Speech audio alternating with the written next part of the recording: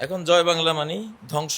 শতাব্দী change হওয়ার সাথে সাথে অর্থটাই পাল্টে গেছে। তাও এই জয় বাংলার অর্থ যে ধ্বংস হয়ে যাওয়া, এটা কোনো মুসলিমে এই তর্জমা বাহির করে নাই, এটা একজন হিন্দু ভদ্রলোকের তর্জমা। তোদেরই কালেমা, তোদেরই একজন সদস্যের মুখ থেকে এই তাফসিরটা এসেছে। কারণ মুসলমান বললে তোরা বলতি যে এটা আমরা শত্রুতা করছি, আমরা না।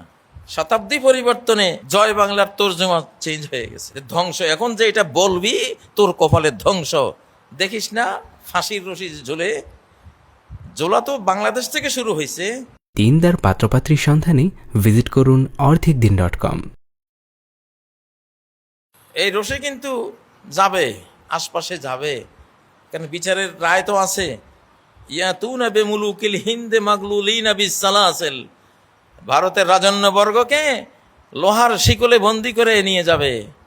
সামনে এমন একদিন আসবে, ওটা আল্লাহর বাহিনী। ওয়া ইন্না জুনদানা লাহুমুল গালিবুন,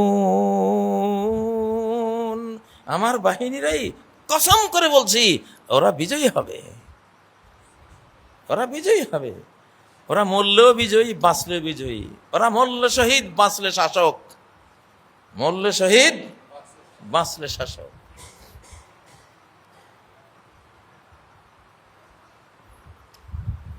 মানুষের পাপে যদি ভূমিকম্প হয়, যেমন সামুদ জাতির ধ্বংসের কথা কোরআনে আসছে, ফাআখাযাতহুমুর রাজফা, ভূমিকম্প তাদেরকে পাকড়াও করলো।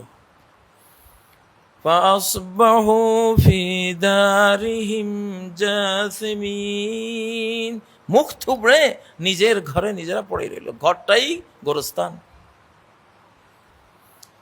ও ভাইয়েরা, এই জন্য অবশ্যই ভারত, কতগুলি ভারত যে রাষ্ট্রটাকে কোনো দেশই দেখতে পারে না, ভারতের কোনো প্রতিবেশী তারে পছন্দ করে না। আর প্রতিবেশী যারা খারাপ কয়, সে আদতেই সিরিয়াস একটা খারাপ জিনিস।